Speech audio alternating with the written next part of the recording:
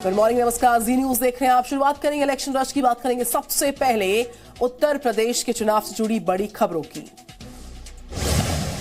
PM Modi आज गोरखपुर जा रहे हैं, जहां प्रधानमंत्री करीब 10,000 करोड़ रुपए की विकास परियोजनाओं का तोहफा देंगे। इस दौरान प्रधानमंत्री मोदी गोरखपुर फर्टिलाइजर प्लांट राष्ट्र को समर्पित करेंगे। पीएम मोदी ने इस प्लांट की आधारशिला 22 जुलाई 2016 को रखी थी। 30 साल से ज्यादा समय तक बंद रहने के बाद इसे फिर से पुराने रूप में लाया गया है। करीब 8600 करोड़ रुपए की लागत से इसका निर्माण किया गया है। गोरखपुर में ही प्रधानमंत्री एम्स का भी उद्घाटन करेंगे। 112 एकड़ क्षेत्र में बने इस एम्स का 2016 में पीएम मोदी ने शिलान्यास किया था। प्रधानमंत्री RMRC के हाईटेक लैब्स का भी उद्घाटन करेंगे। इस केंद्र का शिलान्यास 2018 में हुआ था। पीएम मोदी के कार्यक्रम में यूपी के सीएम योगी आदित्यनाथ और डिप्टी सीएम केशव प्रसाद मौर्य भी मौजूद रहेंगे। आज मेरठ में अखिलेश यादव और जयंत चौधरी की पहली एक साथ रैली होगी। माना जा रहा है कि आज की रैली में समाजवादी पार्टी और RLD के बीच गठबंधन का औपचारिक ऐलान होगा। रैली में ज्यादा से ज्यादा भीड़ जुटाने के लिए दोनों दलों के नेता बीते कई दिनों से लगातार मेरठ में जुटे हुए हैं। दोनों पार्टियों की ये संयुक्त रैली मेरठ के ही सिवालसाक विधानसभा क्षेत्र के दबथुवा गांव में होगी। पहले ये राष्ट्रीय लोक दल की ही रैली थी, लेकिन बाद में इसे गठबंधन की रैली में तब्दील कर दिया गया। रैली से पहले जयंत चौधरी ने कहा कि हम पहली बार एक साथ मंच साझा करने जा रहे हैं। जनता एक बेहतर विकल्प चाहती है, जो समाजवादी पार्टी और RLD देगी। पिछले महीने अखिलेश यादव ने जयंत चौधरी के साथ फोटो ट्वीट करके दोनों पार्टियों में गठबंधन होने की जानकारी दी थी। बीएसपी ने अपने विधायक विनय शंकर तिवारी को पार्टी से निकाल दिया है। विनय शंकर तिवारी गोरखपुर की चिल्लूपार सीट से विधायक हैं। विनय शंकर तिवारी के भाई और पूर्व सांसद कुशल तिवारी को भी बीएसपी ने पार्टी से निकाल दिया है। विनय शंकर तिवारी के रिश्तेदार गणेश पांडे को भी बीएसपी से निकाल दिया गया है। बीएसपी ने समाजवादी पार्टी से नजदीकियों के चलते सभी को पार्टी से बाहर निकाल दिया है। बीएसपी ने उरई विधानसभा के लिए उम्मीदवार के नाम का ऐलान कर दिया है। सत्येंद्र सिंह उर्फ श्रीपाल को उरई विधानसभा से बीएसपी का उम्मीदवार बनाया गया है। आए दिन घटनाएं हो रही हैं, तो माननीय बहन जी की सरकार बनेगी। ये सब मान जी का शासन आप लोगों ने देखा है, स्वच्छ शासन चलाती है, कड़ा शासन चलता है। 2022 के विधानसभा चुनाव से पहले नेता के पार्टियों के बदलने का दौर जारी है। ताजा मामला अंबेडकर नगर का है, जहां बीजेपी को बड़ा झटका लगा है। बीजेपी के कद्दावर नेता चंद्र प्रकाश वर्मा अपने सैकड़ों समर्थकों के साथ कल बीजेपी को छोड़कर बीएसपी में शामिल हो गए। चंद्र प्रकाश वर्मा 2017 में बीजेपी के टिकट पर अकबरपुर विधानसभा सीट से चुनाव भी लड़े थे, लेकिन तीसरे स्थान पर रहे थे। 2022 में उत्तर प्रदेश में विधानसभा चुनाव से पहले सियासी सरगर्मी तेज हो गई है। योगी सरकार में मंत्री नंद गोपाल नंदी ने अखिलेश यादव पर जमकर हमला बोला। सीतापुर में एक कार्यक्रम में पहुंचे मंत्री नंद गोपाल नंदी ने कहा कि अखिलेश यादव अपने बयानों से पलटने लगे हैं। नंद गोपाल नंदी ने कहा कि राहुल गांधी आजकल टीवी स्क्रीन पर कम दिखाई देते हैं। दूसरे पप्पू के रूप में अखिलेश यादव समाजवादी पार्टी को डुबोने के लिए काफी हैं। राहुल गांधी टीवी स्क्रीनों पर कम दिखाई देते हैं। अभी दूसरे पप्पू के रूप में अखिलेश यादव समाजवादी पार्टी को डुबोने के लिए काफी है।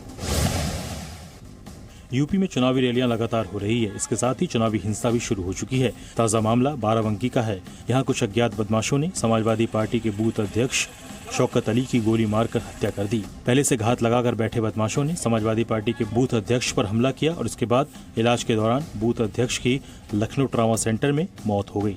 इस हमले में एक और व्यक्ति घायल हो गया। पुलिस FIR दर्ज कर बदमाशों की तलाश कर रही है। यूपी चुनाव में वोटर लिस्ट में गड़बड़ी के लगातार आरोप लग रहे हैं।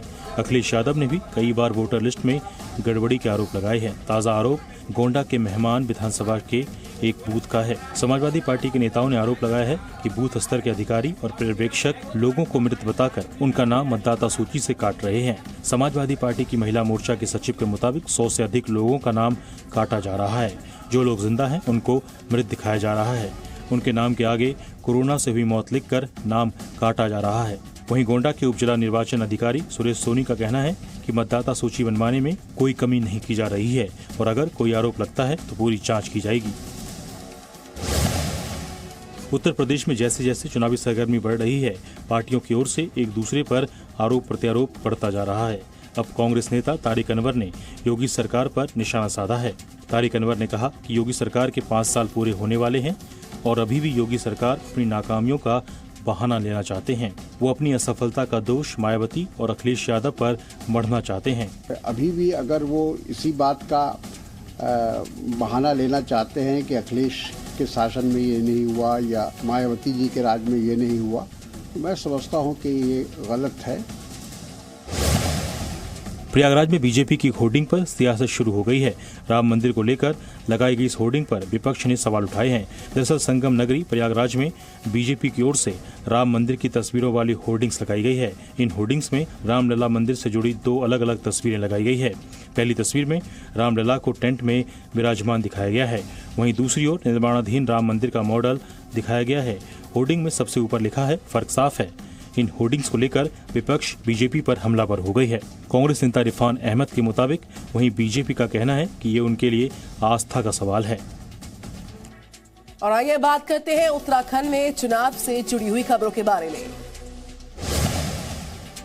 उत्तराखंड में लगातार चुनावी सरगर्मी जारी है। 2022 में चुनाव जीतने के लिए पार्टियां जुट गई हैं, वहीं दूसरी ओर मतदाता भी अब नेताओं से हिसाब मांग रहे हैं। उधम सिंह नगर जनपद की खटीमा तहसील में सुरईवन रेंज के किनारे बसे संतना गांव के ग्रामीणों ने रोड नहीं तो वोट नहीं के नारे के साथ प्रदर्शन करना शुरू कर दिया। ग्रामीणों का कहना है कि आने वाले विधानसभा चुनाव से पहले अगर रोड नहीं बनता है तो वो वोट नहीं करेंगे। ग्रामीणों का कहना है कि बीते 10 साल से उनके विधायक प्रेम सिंह राणा है, उनसे कई बार सड़क बनाने की मांग की है, लेकिन अभी तक सड़क नहीं बन पाई है।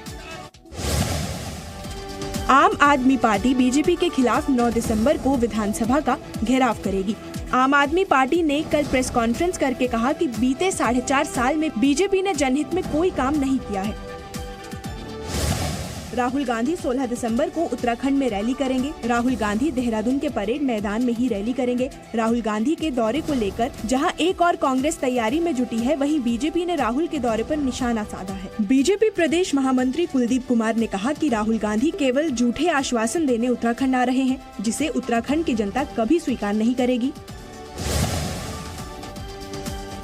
आगामी विधानसभा चुनाव को देखते हुए लगातार सुरक्षा संबंधी तैयारियां चल रही हैं। नैनीताल की एसएसपी ने अधिकारियों के साथ बैठक करके चुनाव के मद्देनजर सभी जरूरी तैयारी करने के निर्देश दिए हैं। एसएसपी प्रीति प्रियदर्शनी के मुताबिक आपराधिक प्रवृत्ति के लोगों के बारे में जानकारी जुटाकर कार्यवाही की जाएगी। साथ ही संवेदनशील और अति संवेदनशील पोलिंग बूथ के बारे में जानकारी भी जुटाने के निर्देश दिए गए हैं। उत्तराखंड के विधानसभा चुनाव में 40 से अधिक दल अपनी ताकत दिखा सकते हैं। चुनाव आयोग ने राष्ट्रीय स्तर के मान्यता प्राप्त दलों के साथ ही उत्तराखंड में पंजीकृत अमान्य प्राप्त दलों की सूची जारी कर दी है। चुनाव आयोग हर चुनाव से पहले संबंधित राज्यों में चुनाव लड़ने के लिए योग्य दलों की सूची जारी करता है।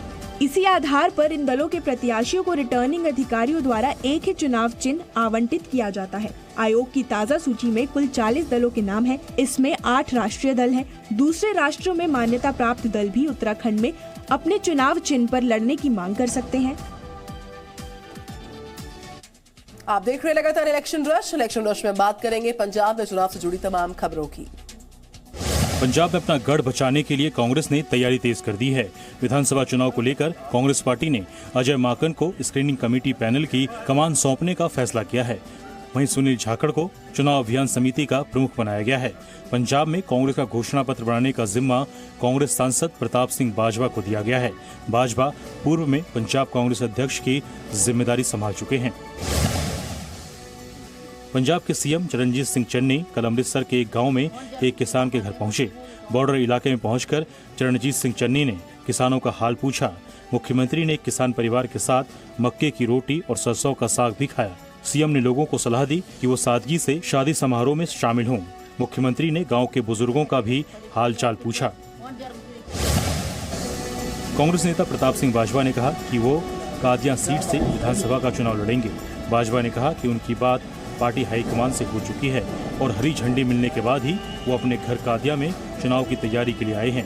कादिया से अभय प्रताप बाजवा के भाई फतेह जंग सिंह बाजवा विधायक हैं। इलेक्शन रश में हम बात करेंगे गोवा में चुनाव से जुड़ी सारी खबरों की। गोवा में विधानसभा चुनाव से पहले राज्य में राजनीतिक सरगर्मियां तेज हैं। पिछले चुनाव में बीजेपी की सरकार बनाने में मदद करने वाले दोनों दलों ने भगवा दल का साथ छोड़ दिया है। वहीं बीजेपी ने दावा किया है कि कोई गठबंधन हो या न हो, अपने दम पर जीत हासिल करेंगे। कल टीएमसी और एमजीपी ने गठबंधन की घोषणा की। इसके कुछ ही घंटों के अंदर गोवा बीजेपी की ओर से प्रतिक्रिया आ गई। गोवा विधानसभा चुनाव से पहले महाराष्ट्रवादी गोमांतक पार्टी ने तृणमूल कांग्रेस के साथ गठबंधन की घोषणा की। आगामी विधानसभा चुनाव में एमजीपी टीएमसी के साथ गठबंधन में चुनाव लड़ेगी। एमजीपी अध्यक्ष दीपक धावलीकर ने संवाददाता सम्मेलन कर कहा कि मुख्यमंत्री पद का चेहरा कौन होगा, इस पर बाद में काम किया जाएगा। महाराष्ट्र के पूर्व सीएम देवेंद्र फडणवीस बीती रात गोवा पहुंचे। गोवा में अगले साल फरवरी में चुनाव होने वाले हैं। देवेंद्र फडणवीस को बीजेपी ने गोवा का चुनाव प्रभारी नियुक्त किया है।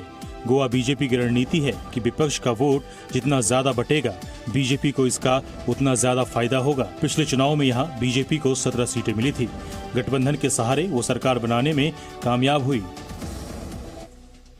जी न्यूज पर वक्त एक छोटे से ब्रेक का हो गया है। Presenting Z News app available on Google Play and App Store. Download it now.